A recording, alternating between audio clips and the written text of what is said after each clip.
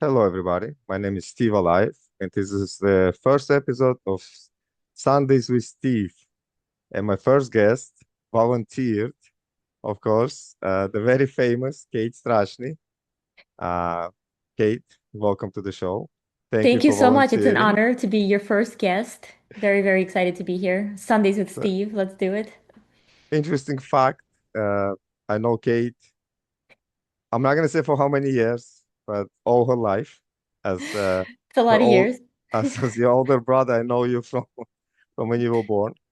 And it's very interesting to see you transitioning from, being in a, I like I said, diapers. They had no diapers back in Russia, but from growing up and to be from a little kid to now, kind of big deal on LinkedIn, right? You get in, you got to the point when you built your own company, right? You're successful in all the areas of your life. You have a amazing husband. Say hi to Peter from me. Kids, right? You're great in everything you do, and now you built this company with 180, I believe, thousand followers, and Close, right now yeah. on LinkedIn. I'm not going to mention YouTube and all these other social media, but LinkedIn is the one. And when we spoke the other day, and you mentioned that maybe I should do something new and different and try new things, and AI is the big thing, right? So the idea came up to do Sundays with Steve, where every Sunday I would try to interview new people, uh, and the main topics would be AI, of course, Mhm. uh, how AI reflects and plays a big role right now in every industry, including finance, right? I'm more into the finance, more into data. Welcome again to the show. If you don't mind, just to give us a little introduction, how did you get from zero in LinkedIn to 180,000 at this point? Yeah, thank you so much. I'd love to do an introduction, but first, I want to say that I'm very proud of you for doing this. I'm very excited, and I think your perspective is going to be very relevant for the vast majority of people who are consuming this content because AI is I'm not going to say it's coming out of nowhere, but it kind of is, and it's the speed at which it's coming into everybody's life.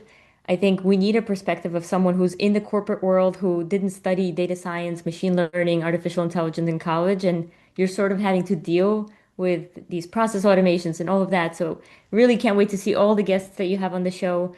But yes, very quick intro. I'm Kate, founder of a company called Datacated.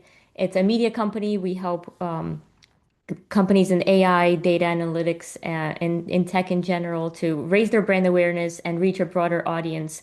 And I don't remember when I had zero followers. It was a long time ago, but I think I got lucky enough with LinkedIn that I started creating content in about 2016, 2018, which is about 10 years ago, right? And that's when LinkedIn transformed from being a resume kind of platform, job Hmm. application, to a content creation and consumption. So I was sort of riding that wave and got lucky. But I think in addition to that, just posting almost every single day, that consistency definitely helped with the growth. That's awesome. So interesting that we're growing up, everybody knew you as Steve's baby sister, and now everybody knows me as Kate's older brother. So, and Older I see brother, much, much older brother. much older brother. But I see how you came along, like you were sort of a shy growing up, right? Not as outgoing, That not is as true. I open was right afraid to now. speak until I was like 14. Yeah, that's Yeah, so and I visited few events with you, and I see how, first of all, everybody approaches you, like everybody knows you somehow, right? In your field, like they say, fish in the water, you're like a shark yeah. in the water there. Like you're already Wow. at the level that you come across, like, not come across, you are very confident, you speak, you know, like you mean it and you know the subject. How would you suggest other people starting now? And then maybe some of them are introverts, like not Mm. as outspoken, not as easy for them to connect to people. And I understand posting content is important, right? To grow your audience and share the knowledge and share the different ideas. But how do you actually go out to the public Yeah. and be comfortable to speaking from CEOs to presidents of different companies? Yeah, I think confidence comes from being authentic and honest with what you do know and what you don't know. So if right now you told me I have to explain some really complicated algorithm that I don't feel comfortable explaining, I would start to feel nervous. I would start to feel like imposter syndrome. Oh my God, maybe I don't know this well enough. But when you speak about the things you do know and you come out there with curiosity and just say, oh, I'm not sure about this topic, but I'd love to talk about it, that helps grow your confidence. And obviously, learning, right? So I studied a lot, I read a lot of books, I spoke to, I don't know, probably thousands of people at this time, at this point to do these interviews myself, which is how I started with humans of data science. And I was so scared the first few sessions. I remember my first podcast when someone asked me to be a guest on their podcast interview. I was so freaked out. I literally almost messaged the person saying, "Hey, something came up. I can't do it." And the kid in college, right? He was just talk about imposter syndrome. I already had a few years of, experience and work experience, and I was studying and doing courses, and he was just still in school, and I was nervous to be interviewed by him. Hmm. But I remember kind of saying, do it anyways, and let's just see what happens, kind of like an experiment. I'm very glad I did because it does get easier, and I think you do grow your confidence with the more you do these things. It's interesting. Uh, yeah, I know. Growing up, you're not only great, by the way, in dedicated stuff and all this information, but also great in running marathons, which we should sign up for another one next year, right? We Uh, should do it together. Yes. yeah. Well, what are the tactics would you suggest somebody do to do? Because I know why I say marathons. It's kind of to link. Like Mm, marathon is not a sprint, right? right. It's slow and steady wins the race. Yeah. We trained. We completed at least three official marathons together, besides the Spartan races and ultras. Uh, and I know it's a slow game, so to say, right, to get to the finish line. What are the most skills that are important in this game of uh, not only getting followers, that's not the game, obviously, but what skills do people need to possess to kind of, or to acquire to be helpful, right, to people to actually deliver a great content, help people Mm. to understand and learn new things between data, AI, finance, so those sort of things, and also grow their following in LinkedIn or other social media. Yeah, I think so. First, picking the platform that you want to grow in. So I think for me, the platform started kind of as YouTube, but mainly has been LinkedIn. And I think I do recommend that for most people listening is LinkedIn is a great platform for professionals because you see who you're talking to and you see their name, you see their company. They tend to be nicer and more real. So I think first picking the platform and then look at the content that you are drawn to. Which content are you actually watching and which one are you scrolling past as fast as you can see? If it's Mm, something generic, if it's something AI generated, if it's something boring, if it's something that's just too long or too short, like think of yourself and then that is generally what other people might want to consume as well. So the things that make you stop and look, was it a flashy picture? Was it a video? Was it something funny, right? Experiment with those types of content. So I think the main skill is being open to experimenting. So, mm, platforms provide so many different types of content. You can try writing, you can try longer writing with articles, you can try a poll to see like A or B, get your audience to vote. You can try short video. You're starting with the hardest, I would say, that most people take years to even get around to going on camera and getting someone on the show. I think this is the most difficult in the sense where it takes a lot of confidence to also go on camera. People are scared to be like, oh my God, people are going to see me. People are going to hear me. I think most people are nervous about people they already know that might see this content, right? They're okay if strangers see it, but oh, what if my colleagues see it? So kind of getting over that fear and reminding yourself that life is short and kind of who cares if you said something differently? Like we are all unique and that's what makes us interesting to begin with. So being open to experimenting, changing if something doesn't work, and talking about things that you're interested in. So don't talk about something just because you think your audience cares about it. What do you actually care about, right? Like conversations like this, I think are interesting to other people because they're going to follow your journey of learning about, I know you already know a bit about AI, but getting deeper into the topic and they're going to follow along. It's going to be great. nice, nice. Well, one of the biggest reasons I don't care about the camera anymore. That being shy or whatever. First of all, I'm not a shy person, as you know me, your Yes. whole life.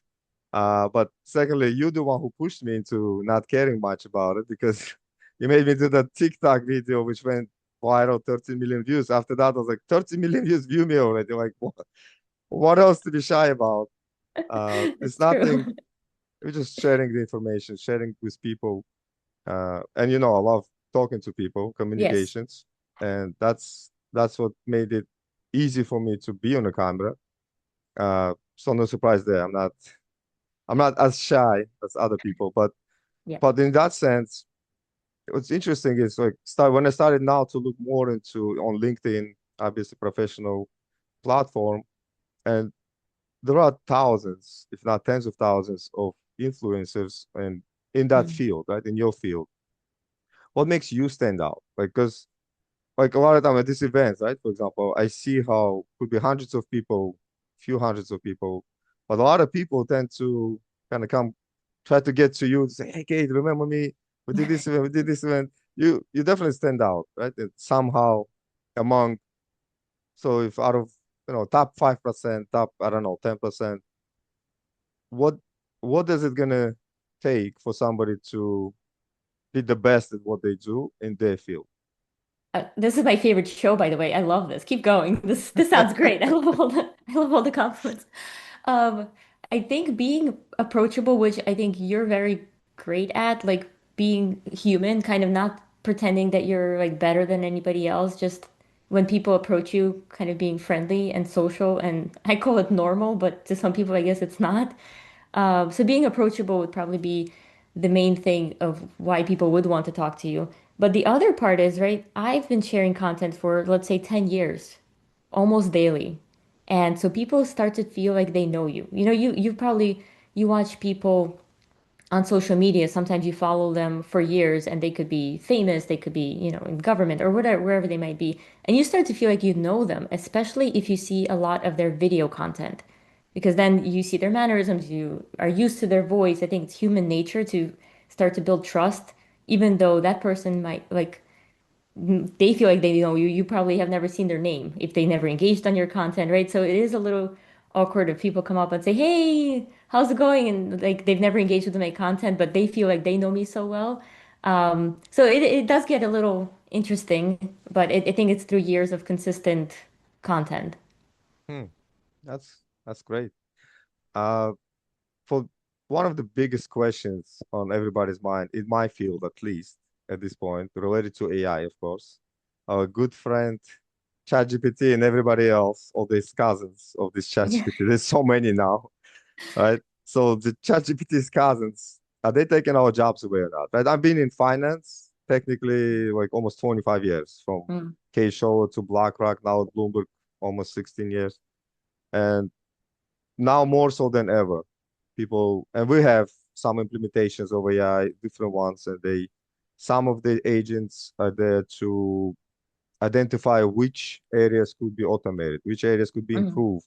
And obviously, it's important to use it because it's the same thing, you do the calculation in your head versus calculator versus Excel sheet, like all these innovations and are meant to be improvement and to let people use their brains for more analytical, different set of skills, and the mundane, boring, day-to-day jobs to be taken away by AI.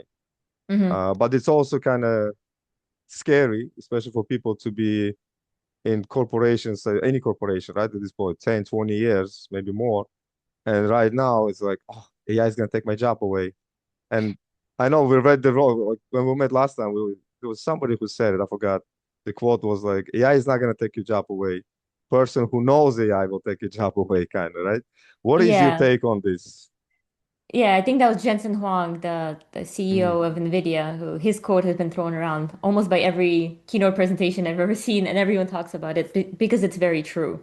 Um, AI is not taking our jobs, although for some people it really is wiping them out. But for the most part, it's augmenting how we do our jobs. And even myself in my business, I've been playing around a lot with ChatGPT's cousin named Claude.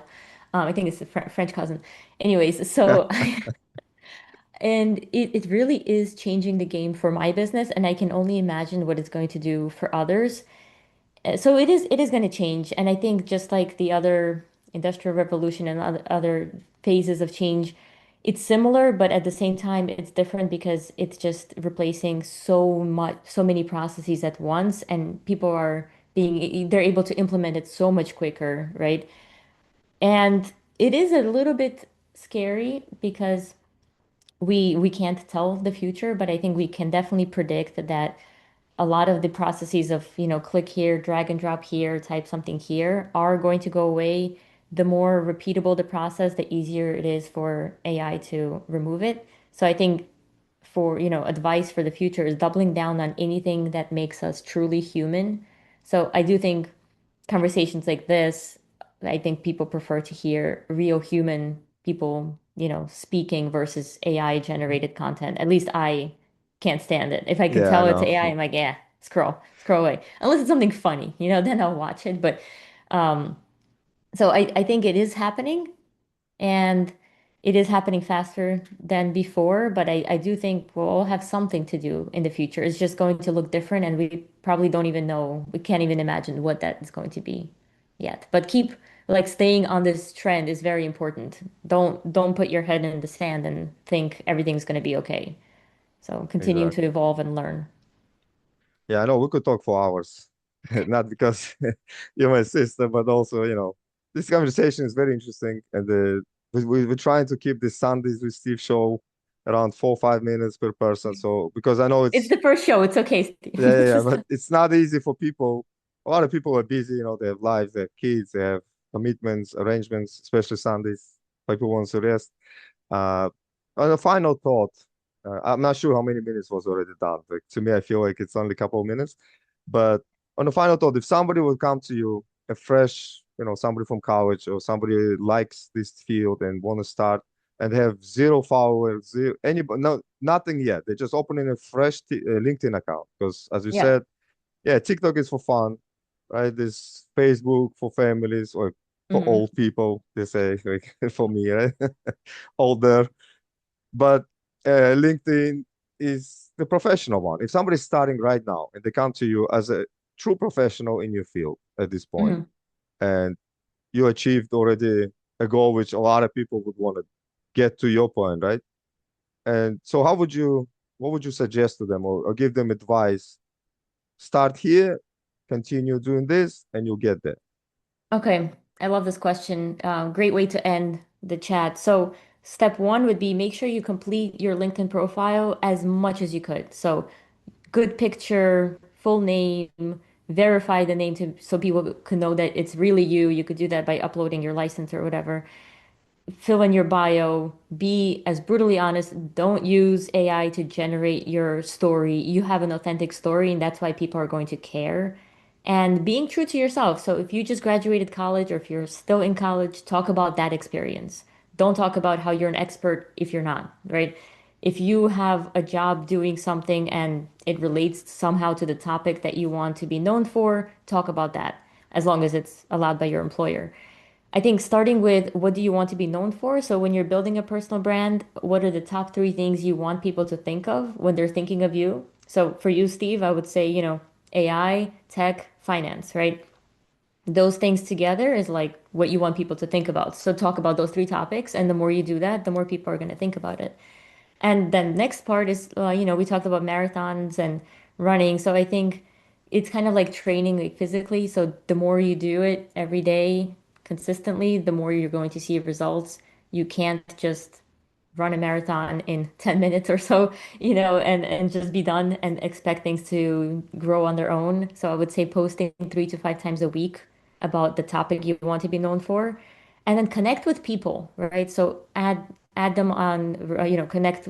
If they connect with you, you can accept the connection or seek out the people that you want to be, speaking to, that you want that are also known for that same personal brand that you're going after, and make actual friends, right? So a lot of people I met on LinkedIn, I've met in real life, and we build real friendships. And I'll end there because I think that's already a lot. But being true to yourself and continuing to post is the main part. Oh, those are excellent tips. Thank Excellent. you. Especially Yeah, you could tell me. Never use AI. Do your own It, thoughts. it's I very appreciate. tempting, I know. Use it Yeah, to get ideas. Tell it to ask you 10 questions, but then answer those questions as 10 different posts, you know? as genuinely as you want. Yeah. Yeah, perfect. Those are great, great advices. Great skills to work on. I appreciate you joining the first episode of Sundays with Steve. Yay. This was nice, and I hope we'll have more and more volunteers. I already told my son who works at Google, so I was like, "You'll be one of my volunteers. This is tech. You're working for Google," and he agrees, of course. Yeah, So I think hopefully, people should, comment if they want to be on your show. So if they have a story to tell, that I could be was good. just gonna say that. Yeah, whoever Yeah. wants to be on this show, join. This is literally I wanted to make a show where people feel free to share Mhm. what they think about whatever topic is, Yeah. and to help others with that sharing, to Yeah. get where they want to get. Such a great Thank, way to learn for everybody. So yeah, I agree. thank you again, Thank you. and we'll meet again. Talk later. Yes. Okay. Thank you. Bye.